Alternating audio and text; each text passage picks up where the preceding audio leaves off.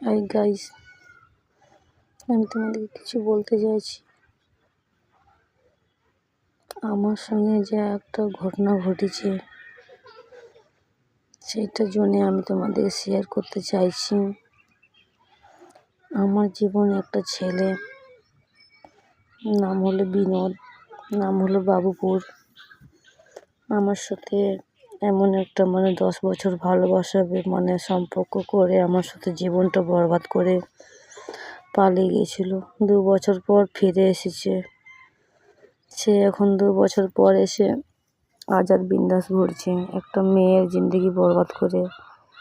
মা বাবার কাছে ঘর দুয়ার ছাড়ালো, ভবিষ্যতে সব কিছু হারালো।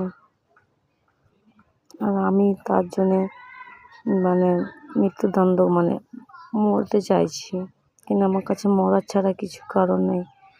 উনি আমাকে ভুল ভাবলো। আমার মরার কারণ হলো সেই ছেলেটাই, বিনোদ। প্লিজ, আমার মতন কত মেয়ে জিন্দগি বরবাদ করেছে, কত ছেলে।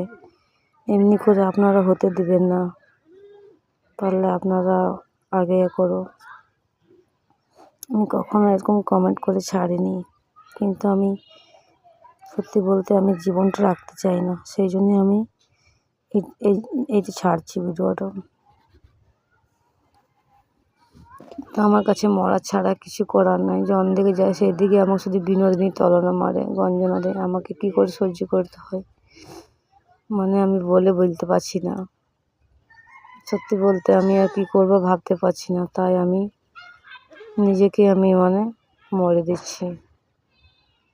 এটা কারণ হবে বিনোদ, তুমি যেটা আমার সঙ্গে করলে সেটা ভালো করলে না, কিন্তু তুমি সত্যি বলতে তুমি হেরে গেছো, আমি জিতে গেছি।